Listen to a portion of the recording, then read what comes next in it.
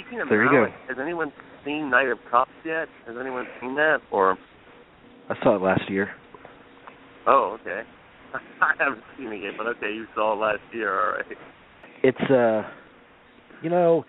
I don't know. I think he's like Lynch.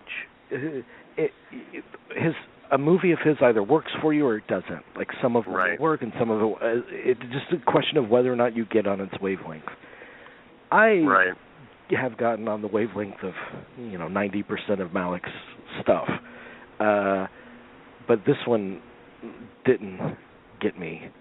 And I think there's a thin line. Also, again, just like Lynch, there's a thin line between Malick being such a singular, unique, original voice, and Malick being kind of a parody of himself. Mm-hmm. Right. And that's the latter played.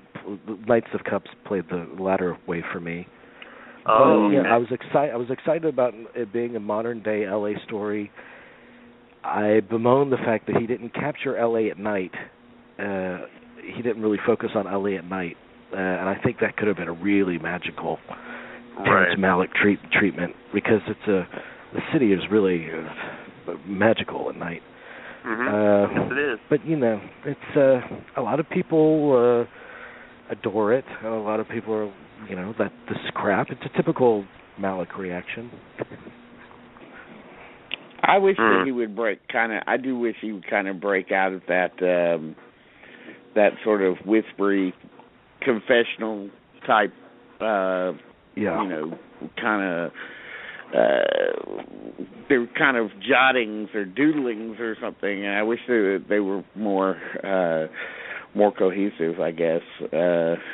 I just don't want a repeat of what I experienced with Tree of Life. I kind of want that to be a kind of a more of a singular experience, and I don't want a repeat of it. I agree with you. I just think he's on this track. But that's the narration has been a part of his work from the very beginning, from Badlands to Days of Heaven to. Mm-hmm. And I think he's just become a lot more ethereal and lyrical with it, and so I think it's going to stay with him throughout the remainder of his career. There's too much of a sense that he's making his movies in the editing room and not not planning them out at all. Like there's just like a sort of a thin sense of a theme, and then he shoots a ton of shit, and then goes in there and pisses everybody off because Well, yeah, but that's his way of working. It's like it can't necessarily be called a flaw, because that's the whole point for him. The last thing I saw was To the Wonder, and I thought that was, dismal, to say the least. I mean, I had real problems with that too.